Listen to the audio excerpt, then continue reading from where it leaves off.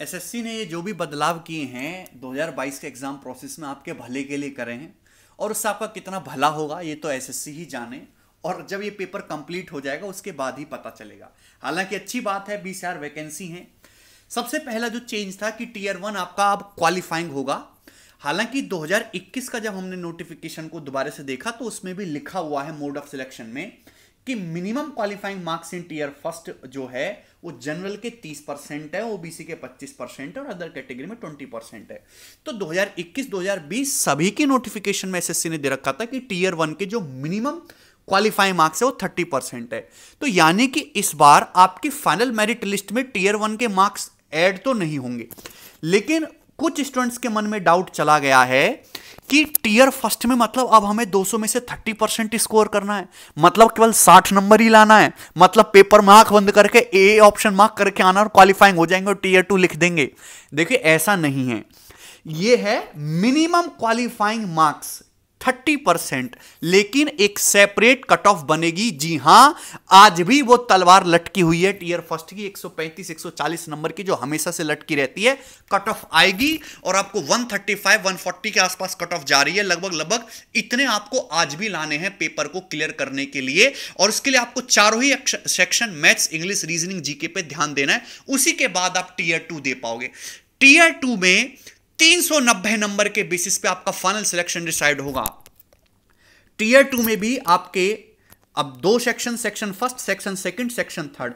Section first और section second में मैंने आपको समझाया कि यहां क्वांटिटेटिव एप्टीट्यूड है, ये रीजनिंग है, ये 180 पेपर का है। सेक्शन सेकंड में इंग्लिश है और जनरल अवेयरनेस है, 70 क्वेश्चन है, 210 नंबर का है। तो 180 और 210 390 नंबर हो गए। बट सेक्शन थर्ड में दो चीजें हैं, एक तो आपका कंप्यूटर नॉलेज मॉड्यूल जिसके 20 सवाल हैं और ये मेरे दोस्तों 60 मार्क्स का होगा।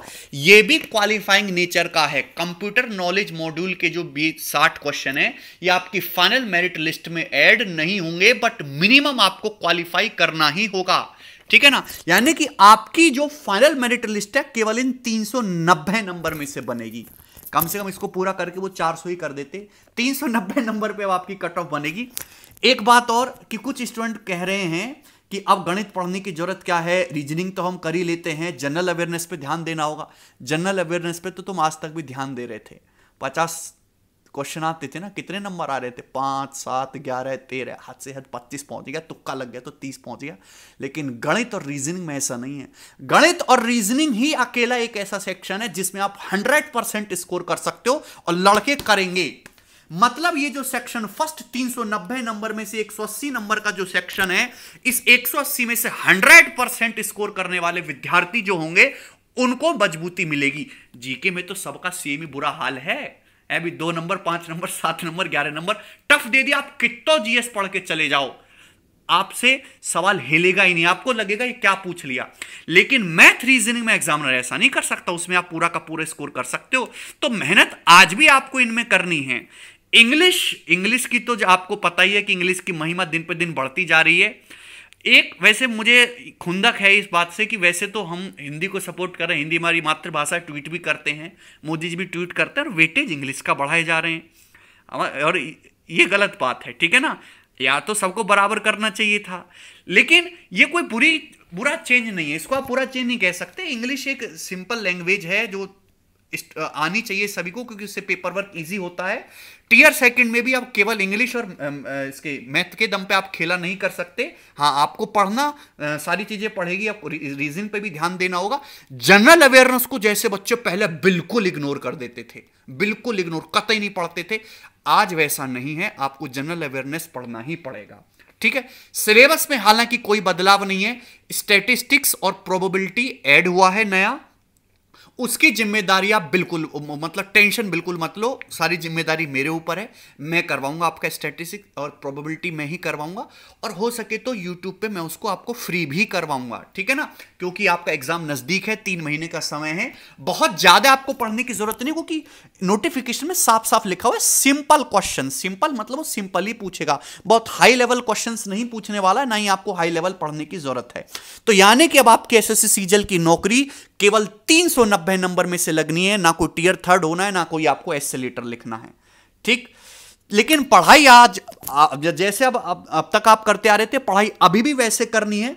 आपको अपनी स्ट्रेटजी में कोई चेंज नहीं लाना है, वही प्रीवियस ईयर वही चीजें काम आएंगी। 2018 के बाद के जितने भी 19, 20, 21 में सीजीएल, सीएचएसएल, सीपीओ, सीडीएस जो भी सवाल हुआ है सबका प्रीवियस ईयर जो है पेल दीजिए।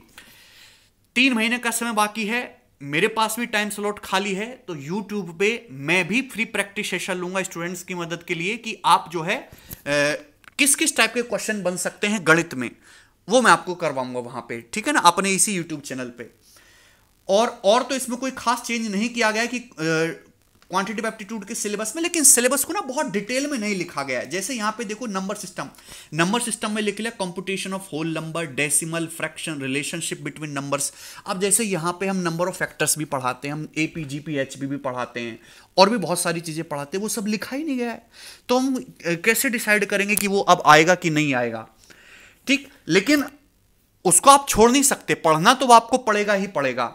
अब ट्रिग्नोमेट्री में एक नई चीज दिखाई दे रही है कि ट्रिग्नोमेट्री में हाई लेवल आइडेंटिटीज भी होती हैं। आप जानते हैं ना, sine theta, sine 60 minus theta, sine 60 plus theta, 1/3 sine 3 theta होता है। हालांकि ये इससे बहुत ज्यादा चीजें नहीं पूछी जाती, पर फिर भी इससे सवाल आते हैं।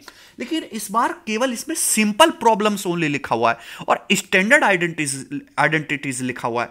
हाई लेवल आइडेंटिटीज इसमें नहीं लिखा हुआ है, ठीक है।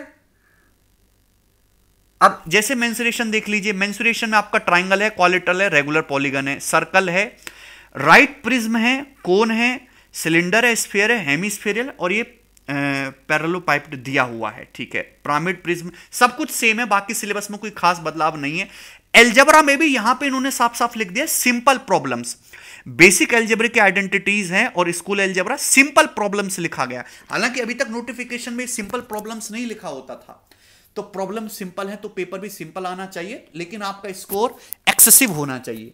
तो मैं आपसे कहना चाहता हूं कि आपका जो टीयर सेकंड का ये सेक्शन फर्स्ट है 180, you should have to score 180 out of 180। 100% आप स्कोर कर सकते हैं, लेकिन साथ साथ आपको अब जनरल अवेयरनेस पे भी पूरा ध्यान देना होगा। 1-1 घंटे का टाइम स्लॉट आपको मिलेगा। कंप्यूटर जो है वो बहुत डिटेल में पढ़ने की जरूरत नहीं है कि आप उसमें पीएचडी कर रहे हैं।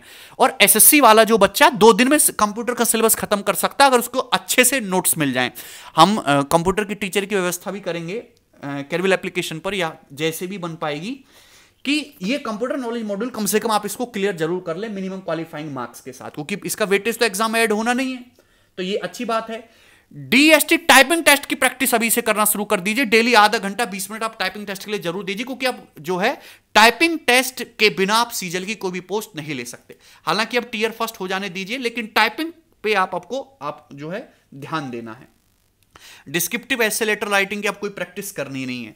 एक डिटेल स्ट्रेटजी वीडियो की क्या पढ़ाई होनी चाहिए, कैसे आपको आगे की तैयारी करना है, वो मैं एक अलग से उसकी स्पेशल वीडियो बनाऊंगा। लेकिन सबसे पहले आप अपने मन को शांत करिए, ठीक है। खाना पीना टाइम से खाइए।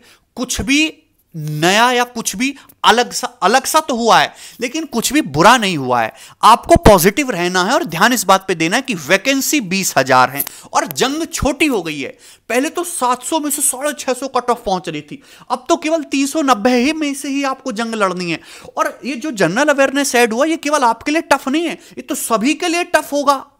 सभी जनरल अवेयरनेस में स्ट्रगल करते हैं, ठीक है भाई। गणित में सभी अच्छा परफॉर्म करते हैं, रीजनिंग सभी स्टूडेंट्स को आती है। तो ये जो चेंजेस सभी के लिए, समय सभी को बराबर मिलने वाला है ना। हालांकि फ्रेशर बच्चा और जो बहुत साल से मेहनत कर रहा है वो कहीं ना कहीं अब एक इक्वल लेवल पे आ जाएंगे, लेकिन फिर भी रिपीटर बच्चों को थोड़ा सा तो फायदा अभी भी होगा, ठीक है। चलो ठीक है भाई, धन्यवाद।